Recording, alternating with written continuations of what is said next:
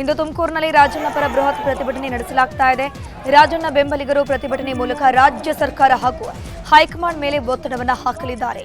Town hall ಸರ್ಕಲ್ನಲ್ಲಿ ಸಮಾವೇಶ ನಡೆಸಿ ಬಳಿಕ ಪ್ರತಿಭಟನಾ ಮೆರವಣಿಗೆ ನಡೆಯುತ್ತೆ. ಬೇರೆ ಬೇರೆ ಜಿಲ್ಲೆಗಳಿಂದಲೂ ವಾಲ್ಮೀಕಿ ಸಮುದಾಯದ ಮುಖಂಡರು ಬರುವ ಸಾಧ್ಯತೆ ಇದೆ. ಯಾವುದೇ ಅಹಿತಕರ ಘಟನೆ ನಡೆಯದಂತೆ 500 ಪೊಲೀಸರನ್ನ ನಿಯೋಜಿಸಲಾಗಿದೆ.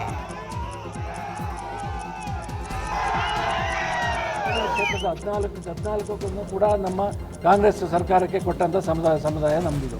ಒಂದು ವೇಳೆ ಅವರೆಲ್ಲ ಡಿಸಿಷನ್ ತೊಗೊಂಡ್ರೆ ಸರ್ಕಾರನೇ ಇರೋದಿಲ್ಲ. ನಾವು ಅವ್ರನ್ನ ಬಿಡೋದಿಲ್ಲ. ನಮ್ಮ ಸಮಾಜ ಅವ್ರಿಗೂ ಕೂಡ ನಾವು ತಾಕೀತು ಮಾಡ್ತೇವೆ. ನೀವು ಕೂಡ ನಮ್ಮ ಹಿಂದೆ ಬರಬೇಕು. ನಮ್ಗೆ ಅನ್ಯಾಯ ಆಗಿದೆ, ನಾಳೆ ನಿಮಗೂ ಕೂಡ ಅನ್ಯಾಯ ಆದರೆ ನಾವು ಇರ್ತೀವಿ ಅಂತ ಹೇಳಿ ಅವ್ರಿಗೂ ತಾಕೀತು ಮಾಡ್ತೇವೆ. 10ವರೆಗೆ ನಾವೊಂದು ಪ್ರತಿಭಟನೆ ಇಟ್ಕೊಂಡಿದ್ದೀವಿ. ನಾವು ನಮ್ಮ ಸಮಾಜ ಅಷ್ಟೇ ಅಲ್ಲ, ಎಲ್ಲ ಹಿಂದುಳಿದ ವರ್ಗ, ಪರಿಶಿಷ್ಟ ಜಾತಿ, ಪಂಗಡ ಎಲ್ಲ ಹಿಂದುಳಿದ ವರ್ಗ ಕೂಡ ಸುಮಾರು ಒಂದು 10ರಿಂದ 20,000 ಜನ ಸೇರಿ ಪ್ರಥಮ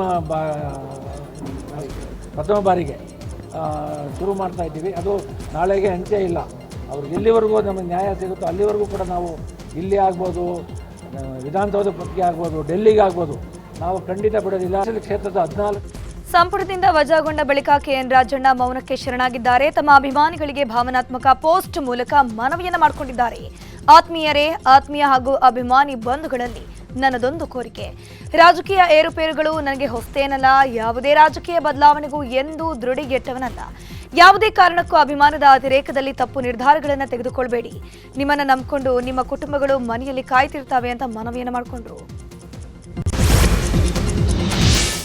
ಸಂಪುಟದಿಂದ ರಾಜಣ್ಣ ಅವರನ್ನ ವಜಾ ಮಾಡಿರುವಂತದ್ರ ಬಗ್ಗೆ ಬಿಜೆಪಿ ನಾಯಕರು ಕಾಂಗ್ರೆಸ್ ವಿರುದ್ಧ ಕಿಡಿಕಾರಿದ್ದಾರೆ. ದೆಹಲಿಯಲ್ಲಿ ಕೇಂದ್ರ ಸಚಿವ ಪ್ರಹ್ಲಾದ್ ಜೋಶಿ ಮಾತನಾಡಿ ಸತ್ಯ ಹೇಳಿದ್ದಕ್ಕೆ ಎಸ್ಟಿ ನಾಯಕನ ಕತ್ತು ಹಿಡಿದು ಹೊರದಬ್ಬಿದ್ದಾರೆ. ರಾಜಣ್ಣ ಹೇಳಿದ್ರಲ್ಲಿ ತಪ್ಪೇನಿದೆ? ರಾಹುಲ್ ದೇಶಕ್ಕೆ ಸುಳ್ಳು ಹೇಳಿದ್ದಾರೆ. ರಾಜಣ್ಣ ವಜಾ ಅತ್ಯಂತ ಖಂಡನೀಯ ಅಂತ ಹೇಳಿದ್ದಾರೆ. ರಾಜಣ್ಣ ಅವರನ್ನ ಸಚಿವ ಸಂಪುಟದಿಂದ ಹೊರದಬ್ಬಲಾಗಿದೆ. ಅವರನ್ನ ಹೊರ ನೂಕಲಾಗಿದೆ.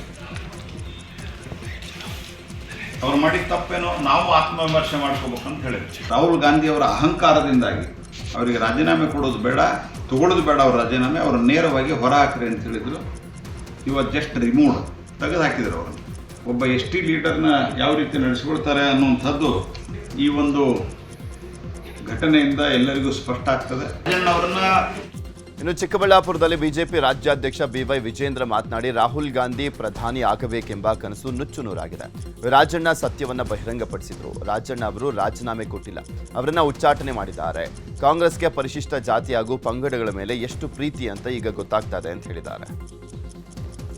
ಪ್ರಯತ್ನ ಷಡ್ಯಂತ್ರ ರಾಹುಲ್ ಗಾಂಧಿ ಅವರು ಕಾಂಗ್ರೆಸ್ ಪಾರ್ಟಿಯವರು ಮಾಡಿದ್ರು. ತದನಂತರದಲ್ಲಿ ಸಿದ್ದರಾಮಯ್ಯ ಕ್ಯಾಬಿನೆಟ್ನ ಹಿರಿಯ ಸಚಿವರಾಗಿದ್ದಂಥ ರಾಜಣ್ಣ ಅವರು ಸತ್ಯವನ್ನು ಬಹಿರಂಗಪಡಿಸಿದ್ರು. ಅವರ ಸರ್ಕಾರ ಇದ್ದಾಗಲೇ ಅವರ ಅವಧಿಯಲ್ಲೇ ಆಗಿರ್ತಕ್ಕಂಥದ್ದು.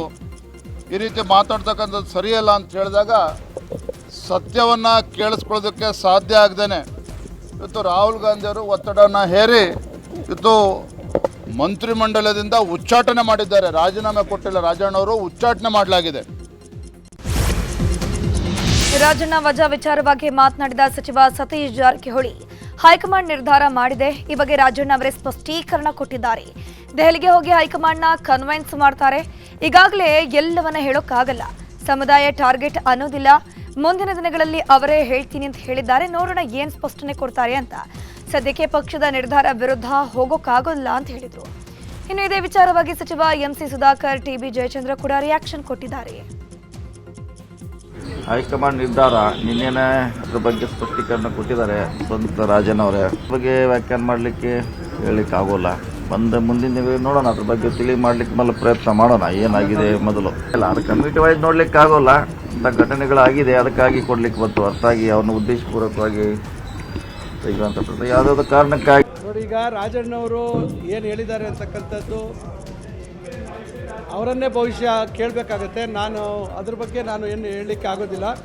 ಇದರಲ್ಲಿ ಯಾರು ಕೂಡ ಮಧ್ಯಪ್ರವೇಶ ಮಾಡಕ್ಕೆ ಬರೋದಿಲ್ಲ.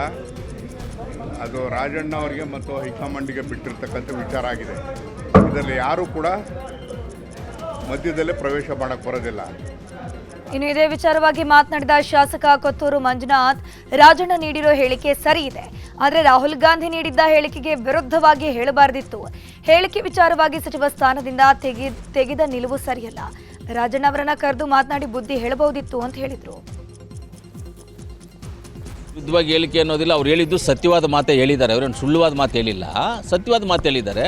ಅದನ್ನು ಸತ್ಯವಾದ ಮಾತಾದರೂ ಅದನ್ನು ಹೇಳ್ಬಾರ್ದಾಗಿತ್ತು. ಅವ್ರು ನಮ್ಮ ನಾಯಕರು ಒಂದು ಮಾತನ್ನು ಹೇಳಿದಾಗ ಅದಕ್ಕೆ ಜೊತೆಯಲ್ಲಿ ನಾವು ಇರಬೇಕು, ಇಲ್ಲ ಅದ್ರ ಜೊತೆಯಲ್ಲಿ ಇರಬೇಕು, ಇಲ್ಲ ಅದೇನು ಇಲ್ಲ ಅಂತ ಹೇಳಿದ್ರೆ ನಾವು ದೂರ ಇರಬೇಕು. ಅದ್ರ ಬಗ್ಗೆ ಏನು ಮಾತಾಡೋಕ್ಕೆ ಹೋಗಬಾರ್ದು.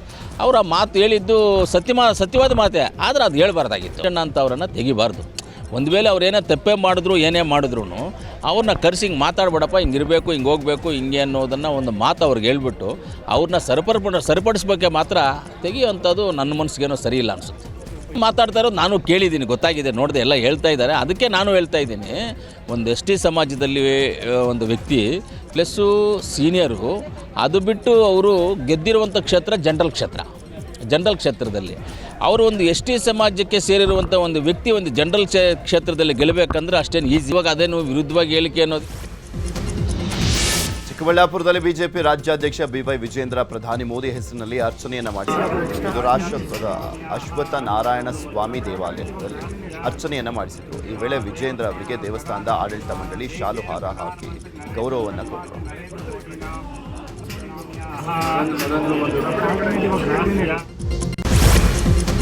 ಬೆಳಗಾವಿಯಲ್ಲಿ ಸಚಿವೆ ಲಕ್ಷ್ಮೀ ಹೆಬ್ಬಾಳ್ಕರ್ ಹೆಸರಿನಲ್ಲಿ 16 ಜನರಿಗೆ ವಂಚನೆ ಮಾಡಲಾಗಿದೆ. ಮಹಿಳಾ ಮತ್ತು ಮಕ್ಕಳ ಕಲ್ಯಾಣ ಇಲಾಖೆಯಲ್ಲಿ ಕೆಲಸ ಕೊಡಿಸ್ತೀನಿ ಅಂತ ಲಕ್ಷ್ಮೀ ಹೆಬ್ಬಾಳ್ಕರ್ ಬೆಂಬಲಿಗ ಮಂಜುನಾಥ್ ವಂಚನೆ ಮಾಡಿದ್ದಾನೆ ಅಂತ ಸಾಮಾಜಿಕ ಹೋರಾಟಗಾರ ಜಯಂತ್ ತಿನೇಕರ್ ಆರೋಪಿಸಿದ್ದಾರೆ. ರಾಜ್ಯಪಾಲರ ಸಹಿ, ಸಚಿವೆ ಲಕ್ಷ್ಮೀ ಹೆಬ್ಬಾಳ್ಕರ್ ಸಹಿ ನಕಲು ಮಾಡಿ ಆದೇಶ ಪತ್ರಗಳನ್ನು ವಿತರಿಸಿ ವಂಚಿಸಲಾಗಿದೆ. ಬೈಲಹೊಂಗಲ, ಖಾನಾಪುರ, ಬೆಳಗಾವಿ ಸೇರಿ ಒಟ್ಟು 16 ಜನರಿಂದ ಸುಮಾರು 34 ಲಕ್ಷಕ್ಕೂ ಅಧಿಕ ಹಣ ಪಡೆದು ಮಂಜುನಾಥ್ ಎಂಬಾತ ವಂಚನೆ ಮಾಡಿದ್ದಾರೆ ಎನ್ನಲಾಗ್ತಿದೆ. ಇನ್ನು ವಂಚನೆ ಕೇಸ್ನಲ್ಲಿ ಸಚಿವರ ಆಪ್ತ ಸಹಾಯಕ ಸಂಗನಗೌಡ ಭಾಗಿಯಾಗಿಲ್ಲ ಅಂತ ಬೆಳಗಾವಿಯ ಎಸ್ಪಿ ಭೀಮಾಶಂಕರ್ ಗುಳೇದ್ ಹೇಳಿದ್ರು. ನಮಗೆ ಕಂಪ್ಲೇಂಟ್ ಬಂದ ತಕ್ಷಣ ನಾವು ಕಿತ್ತೂರು ಪೊಲೀಸ್ ಠಾಣೆಯಲ್ಲಿ FIR ದಾಖಲು ಮಾಡ್ಕೊಂಡಿರ್ತೀವಿ.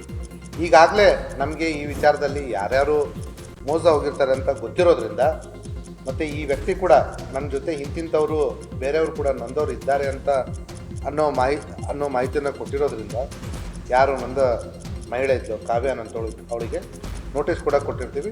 ಅದ್ರ ಕಾಪಿನೂ ಕೂಡ ನಾನು ನಿಮಗೆ ಕೊಡ್ತೀನಿ. ನಮ್ಮ PNSS ಕಾರ್ಯವಿಧಾನದ ಪ್ರಕಾರ ಅವರ ಮನೆಯ ಗೋಡೆಗೆ ಅಂಟಿಸ್ಕೊಂಡು ಬಂದಿರೋದನ್ನು ಕೂಡ ನಮಗೆ ಸಾಕ್ಷ್ಯ ಇದೆ, ಅದನ್ನು ಕೂಡ ತೋರಿಸ್ತೀವಿ. ಇನ್ಫ್ಯಾಕ್ಟ್ ಸಾಕ್ಷ್ಯ ಕೂಡ ಬೇಕಾಗಿಲ್ಲ, ಯಾಕಂದರೆ ಅದನ್ನು ನಾನು ಪಡೆದುಕೊಂಡಿರೋದಾಗಿ ಕಾವ್ಯ ಅವರು ತಮ್ಮ ಹೇಳಿಕೆಯಲ್ಲಿ ಕೂಡ ನಮ್ಮ ಪೊಲೀಸ್ ಠಾಣೆ. ಹಿಂದೂ ಯುವಕರು ಮುಸ್ಲಿಂ ಯುವತಿಯನ್ನ ಮದುವೆ ಆದರೆ 5 ಲಕ್ಷ ನೀಡ್ತೇನೆ ಎಂಬ ಶಾಸಕ ಯತ್ನಾಳ್ ಹೇಳಿಕೆ ವಿರೋಧ ವ್ಯಕ್ತವಾಗ್ತಾ ಇದೆ. ವಿಜಯಪುರ ನಗರದಲ್ಲಿ ಮುಸ್ಲಿಂ ಮುಖಂಡ ಹಾಗೂ ನ್ಯಾಯವಾದಿ SS ಖಾದ್ರಿ ವಾಗ್ದಾಳಿಯನ್ನು ಮಾಡಿದ್ದಾರೆ. ಕಾನೂನುಬದ್ಧವಾಗಿ ಮುಸ್ಲಿಂ ವ್ಯಕ್ತಿ ಜೊತೆಗೆ ಯತ್ನಾಳ್ ತನ್ನ ಪತ್ನಿ ವಿವಾಹ ಮಾಡಬೇಕು. ವಿವಾಹ ಮಾಡಿಸಿದರೆ ಯಾವುದೇ ಚುನಾವಣೆಯಲ್ಲಿ ಯತ್ನಾಳ್ ವಿರುದ್ಧ ಮುಸ್ಲಿಂ ಸ್ಪರ್ಧೆ ಮಾಡಲ್ಲ ಅಂತ ವಿವಾದಾತ್ಮಕ ಹೇಳಿಕೆಗಳನ್ನು ಕೊಟ್ಟಿದ್ದಾನೆ. ನಿನ್ನೆ ವಿಶ್ವ ಆನೆ ದಿನಾಚರಣೆ ಹಿನ್ನೆಲೆ ಶಿವಮೊಗ್ಗದ ಸಕ್ರೆಬೈಲ್ನಲ್ಲಿ ಅದ್ದೂರಿಯಾಗಿ ಆನೆ ದಿನಾಚರಣೆ ಆಚರಿಸಲಾಯಿತು. ಈ ಹಿನ್ನೆಲೆ ನಿನ್ನೆ 2 ಆನೆ ಮರಿಗಳಿಗೆ ನಾಮಕರಣ ಮಾಡಲಾಗಿದೆ. ತುಂಗಾ ಮತ್ತು ಚಾಮುಂಡಿ ಅಂತ ಅಧಿಕಾರಿಗಳು ನಾಮಕರಣವನ್ನು ಮಾಡಿದ್ರು. ಭಾನುಮತಿಯ ಮರಿಯಾದ ಚಾಮುಂಡಿ, ನೇತ್ರಾವತಿ ಮರಿಯಾದ ತುಂಗಾಗೆ ಶಾಸ್ತ್ರಬದ್ಧವಾಗಿ ನಾಮಕರಣ ಮಾಡಲಾಯಿತು. ಈ ವೇಳೆ 23 ಆನೆಗಳಿಗೆ ಬಣ್ಣಗಳಿಂದ ಅಲಂಕಾರ ಮಾಡಲಾಗಿದ್ದು ಸಕ್ರೆಬೈಲು ಆನೆ ಬಿಡಾರದಲ್ಲಿ ಹಬ್ಬದ ವಾತಾವರಣ ಕಳೆಗಟ್ಟಿತ್ತು. ಮಂತ್ರಾಲಯ ರಾಯರ ಮಠದಲ್ಲಿ ಉತ್ತರ ಆರಾಧನೆ ನಿನ್ನೆ ಸಂಪನ್ನವಾಯಿತು. ರಾಯರ ಉತ್ತರ ಆರಾಧನೆಗೆ ಭಕ್ತ ಸಾಗರವೇ ಹರಿದು ಬಂದಿತ್ತು. ಪ್ರಹ್ಲಾದ ರಾಜರ ಉತ್ಸವ ಹಾಗೂ ವಸಂತೋತ್ಸವವನ್ನು ಭಕ್ತರು ಕಣ್ತುಂಬಿಕೊಂಡಿದ್ದಾರೆ. ಇನ್ನು ಇದೇ ವೇಳೆ ಮಾತನಾಡಿರುವಂಥ ಮಂತ್ರಾಲಯದ ಮಠಾಧಿಪತಿ ಸುಬುಧೇಂದ್ರ ತೀರ್ಥ ಸ್ವಾಮೀಜಿ, ಸನಾತನ ಹಿಂದೂ ಧರ್ಮವೇ ಶ್ರೇಷ್ಠ, ದೇಶ ಮೊದಲು, ದೇಶದ ರಕ್ಷಣೆ ಮೊದಲು, ಧರ್ಮ ರಕ್ಷಣೆಗೆ ನಾವೆಲ್ಲರೂ ಕೂಡ ಒಗ್ಗಟ್ಟಾಗಿರ್ತೇವೆ ಅನ್ನುವಂಥ ಪಣ ತೊಡಬೇಕು ಅಂತ ಕರೆ ಕೊಟ್ಟರು. ವಿವಿಧ ಬೇಡಿಕೆಗಳ ಈಡೇರಿಕೆಗೆ ಆಗ್ರಹಿಸಿ ಆಶಾ ಕಾರ್ಯಕರ್ತೆಯರು ಪ್ರತಿಭಟನೆ ಮಾಡ್ತಾ ಇದ್ದಾರೆ. ಬೆಳಗಾವಿಯ DC ಕಚೇರಿ ಆವರಣದಲ್ಲಿ ಅಹೋರಾತ್ರಿ ಧರಣಿ ನಡೆಸಿರುವಂತದ್ದು. ಆಶಾ ಕಾರ್ಯಕರ್ತೆಯರಿಗೂ 1,000 ಪ್ರೋತ್ಸಾಹಧನ ನೀಡಬೇಕು, ಜೊತೆಗೆ ಅವೈಜ್ಞಾನಿಕ ಪರ್ಫಾರ್ಮೆನ್ಸ್ ಅಪ್ರೈಸಲ್ ಕೈ ಬಿಡಬೇಕು ಅಂತ ಕೇಂದ್ರ ಮತ್ತು ರಾಜ್ಯ ಸರ್ಕಾರದ ವಿರುದ್ಧ ಘೋಷಣೆ ಕೂಗಿದ್ರು. ಗದಗದಲ್ಲೂ ಮಳೆಯನ್ನು ಲೆಕ್ಕಿಸದೆ ಆಶಾ ಕಾರ್ಯಕರ್ತೆಯರು ಅಹೋರಾತ್ರಿ ಹೋರಾಟವನ್ನು ಮಾಡಿದ್ರು. ಮಹಾತ್ಮ ಗಾಂಧಿ ವೃತ್ತದಲ್ಲಿ ಧರಣಿ ನಡೆದಿತ್ತು. ಮಳೆಯಲ್ಲಿ 100 ಆಶಾ ಕಾರ್ಯಕರ್ತೆಯರು ಪ್ರತಿಭಟನೆ ನಡೆಸಿದ್ರು. ಹಾಗೆಯೇ ಕಲಬುರಗಿಯಲ್ಲೂ ಕೂಡ ಮಳೆಯ ನಡುವೆಯೇ ಆಶಾ ಕಾರ್ಯಕರ್ತೆಯರು ಪ್ರತಿಭಟನೆ ಮಾಡಿದ್ರು. ಜಿಲ್ಲಾಧಿಕಾರಿ ಕಚೇರಿಯ ಮುಂಭಾಗದ ರಸ್ತೆಯಲ್ಲಿ ಪ್ರತಿಭಟನೆ ನಡೆಯಿತು. ಚಿತ್ರದುರ್ಗದ ರೇಣುಕಾ ಸ್ವಾಮಿ ಕೊಲೆ ಕೇಸ್ನಲ್ಲಿ ನಟ ದರ್ಶನ್ ಅಂಡ್ ಗ್ಯಾಂಗ್ ಅಸಲಿ ಅಗ್ನಿ ಪರೀಕ್ಷೆ ಶುರುವಾಗಿದೆ. ಕೊಲೆ ಪ್ರಕರಣದಲ್ಲಿ ಆರೋಪಿಗಳ ಮೇಲೆ ಚಾರ್ಜ್ ಫ್ರೇಮ್ ಮಾಡಲಾಗಿದೆ. ಸಿಸಿಎಚ್ 57ನೇ ಕೋರ್ಟ್ಗೆ ನಟ ದರ್ಶನ್ ಹಾಗೂ ಪವಿತ್ರ ಗೌಡ ಸೇರಿದಂತೆ ಪ್ರಕರಣದ ಎಲ್ಲ ಆರೋಪಿಗಳು ಹಾಜರಾಗಿದ್ದರು. ಅರ್ಜಿ ವಿಚಾರಣೆ ನಡೆಸಿದಂಥ ಕೋರ್ಟ್ ಸೆಪ್ಟೆಂಬರ್ 9ಕ್ಕೆ ಅರ್ಜಿ ವಿಚಾರಣೆಯನ್ನು ಮುಂದೂಡಿದೆ. ನಟಿ ರಮ್ಯಾಗೆ ಅಶ್ಲೀಲ ಸಂದೇಶ ಹಾಗೂ ಬೆದರಿಕೆ ಕೇಸ್ ಸಂಬಂಧ ಮತ್ತೊಬ್ಬ ವಿಜಯಪುರ ಮೂಲದ ಸಂತೋಷ್ ಎಂಬಾತನನ್ನ ಅರೆಸ್ಟ್ ಮಾಡಲಾಗಿದೆ. ವಿಜಯಪುರದಲ್ಲಿ ಗಾರೆ ಕೆಲಸ ಮಾಡಿಕೊಂಡಿದ್ದ ಆರೋಪಿ ಸಂತೋಷ್ ಸೋಷಿಯಲ್ ಮೀಡಿಯಾ ಮೂಲಕ ರಮ್ಯಾಗೆ ಅಶ್ಲೀಲ ಸಂದೇಶವನ್ನು ಕಳಿಸಿದ. ಸದ್ಯ ಐಪಿ ಅಡ್ರೆಸ್ ಮೂಲಕ ಆರೋಪಿ ಸಂತೋಷ್ನ ಸಿಸಿಬಿ ಪೊಲೀಸರು ಅರೆಸ್ಟ್ ಮಾಡಿದ್ದಾರೆ. ಮೃತ ಡಿಜಿಪಿ ಓಂ ಪ್ರಕಾಶ್ ಹತ್ಯೆ ಪ್ರಕರಣಕ್ಕೆ ಸಂಬಂಧಪಟ್ಟಂತೆ ಓಂ ಪ್ರಕಾಶ್ ಪುತ್ರಿ ಕೃತಿಕಾಗೆ ಕ್ಲೀನ್ ಚಿಟ್ ಸಿಕ್ಕಿದೆ. ಕೃತಿಕಾ ಹೆಸರು ಕೈಬಿಟ್ಟು ಸಿಸಿಬಿ ಪೊಲೀಸರು ಚಾರ್ಜ್ ಶೀಟ್ ಸಲ್ಲಿಕೆ ಮಾಡಿದ್ದಾರೆ. ಎಸಿಎಂಎಂ ಕೋರ್ಟ್ಗೆ 1150 ಪುಟಗಳ ಚಾರ್ಜ್ ಶೀಟ್ ಸಲ್ಲಿಕೆ ಮಾಡಲಾಗಿದ್ದು ಕೃತಿಕಾ ಪಾತ್ರ ಕಂಡು ಬಾರದಂತ ಹಿನ್ನೆಲೆಯಲ್ಲಿ ಕ್ಲೀನ್ ಚಿಟ್ ನೀಡಲಾಗಿದೆ. ಓಂ ಪ್ರಕಾಶ್ ಪತ್ನಿ ಪಲ್ಲವಿ ವಿರುದ್ಧ ಮಾತ್ರ ದೋಷಾರೋಪಣೆ ಪಟ್ಟಿಯನ್ನು ಸಲ್ಲಿಸಲಾಗಿದೆ. ಚಾಮರಾಜನಗರ ಜಿಲ್ಲೆ ಕಾವೇರಿ ವನ್ಯಧಾಮದಲ್ಲಿ 15 ದಿನಗಳ ಪ್ರಾಯದ 2 ಹುಲಿ ಮರಿಗಳು ಹಸುವಿನಿಂದ ಸಾವನ್ನಪ್ಪಿವೆ. ಶಾಗ್ಯ ಗಸ್ತಿನ ಹೊಳೆ ಮುರದಟ್ಟಿ ಅರಣ್ಯ ಪ್ರದೇಶದಲ್ಲಿ ಮರಿ ಹುಲಿಗಳ ಶವ ಪತ್ತೆಯಾಗಿದೆ. ತಾಯಿಯಿಂದ ಬೇರ್ಪಟ್ಟು ಹಾಲಿಲ್ಲದೆ ಹಸುವಿನಿಂದ ಬಳಲಿ ಮರಿ ಹುಲಿಗಳು ಸಾವನ್ನಪ್ಪಿವೆ ಅಂತ ಅರಣ್ಯಾಧಿಕಾರಿಗಳು ಮಾಹಿತಿಯನ್ನು ಕೊಟ್ಟಿದ್ದಾರೆ.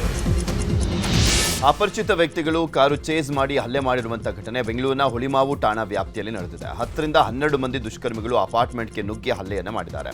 ಮೊಹಮ್ಮದ್ ಇಸ್ತಾಕ್ ಎಂಬಾತ ಹುಳಿಮಾವು ಠಾಣೆಗೆ ದೂರನ್ನು ಕೊಟ್ಟಿದ್ದು ಪೊಲೀಸರು ತನಿಖೆಯನ್ನು ಮಾಡುತ್ತಿದ್ದಾರೆ. ಹಲ್ಲೆಯ ದೃಶ್ಯ ಅಪಾರ್ಟ್ಮೆಂಟ್ ಸಿಸಿಟಿವಿಯಲ್ಲಿ ಸೆರೆಯಾಗಿದೆ. ಬೆಂಗಳೂರಿನ ಬಾಣಸವಾಡಿಯ OMBR ಲೇಔಟ್ನಲ್ಲಿ ಪಾರ್ಕ್ ಮಾಡಿದ್ದ ಶಾಲಾ ಬಸ್ ಹೊತ್ತಿ ಉಳ್ಕೊಂಡಿದೆ. ಪಾರ್ಕ್ ಮಾಡಿದ್ದಲ್ಲದೆ ಬಸ್ ದಗದಗನೆ ಉರಿದಿದ್ದು ಬಸ್ ಒಳಗೆ ಸುಟ್ಟ ಸ್ಥಿತಿಯಲ್ಲಿ ವ್ಯಕ್ತಿಯ ಶವ ಪತ್ತೆಯಾಗಿದೆ. ಸ್ಥಳಕ್ಕೆ ಅಗ್ನಿಶಾಮಕ ಸಿಬ್ಬಂದಿ ಭೇಟಿ ನೀಡಿ ಬೆಂಕಿಯನ್ನು ನಂದಿಸಿದ್ದು ಪೊಲೀಸರು ಪರಿಶೀಲನೆ ಮಾಡುತ್ತಿದ್ದಾರೆ.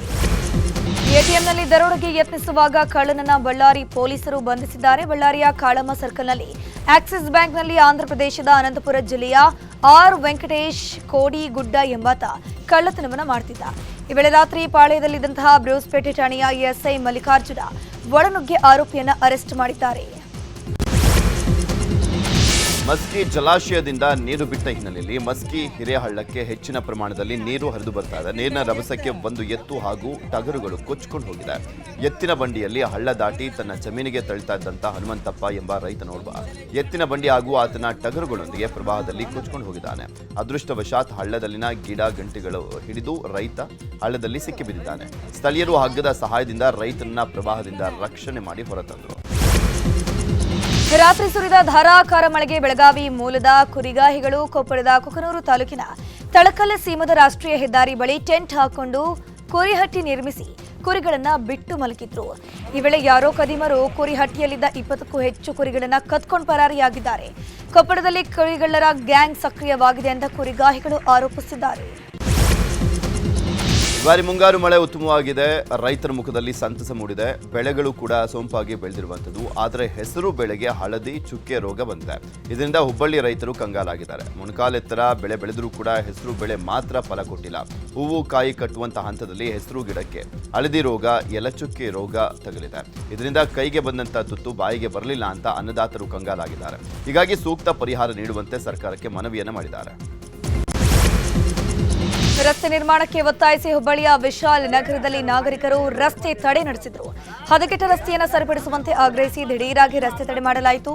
ರಸ್ತೆ ನಿರ್ಮಾಣಕ್ಕೆ ಟೆಂಡರ್ ಆಗಿದ್ರೂ ಕಾಮಗಾರಿ ನಡೆಸದೆ ಹಣ ಬೇರೆ ಕಡೆ ವರ್ಗಾಯಿಸಿದ್ದನ್ನು ಖಂಡಿಸಿ ಪ್ರತಿಭಟನೆ ಮಾಡಲಾಯಿತು. ಶಾಸಕ ಅರವಿಂದ ಬೆಲ್ಲದ ಕ್ರಮಕ್ಕೆ ಪ್ರತಿಭಟನಾಕಾರರು ಆಕ್ರೋಶ ವ್ಯಕ್ತಪಡಿಸಿದರು. ಅಧಿಕಾರಿಗಳ ಮನವೊಲಿಕೆಯ ನಂತರ ರಸ್ತೆ ತಡೆ ವಾಪಸ್ ಪಡೆಯಲಾಯಿತು.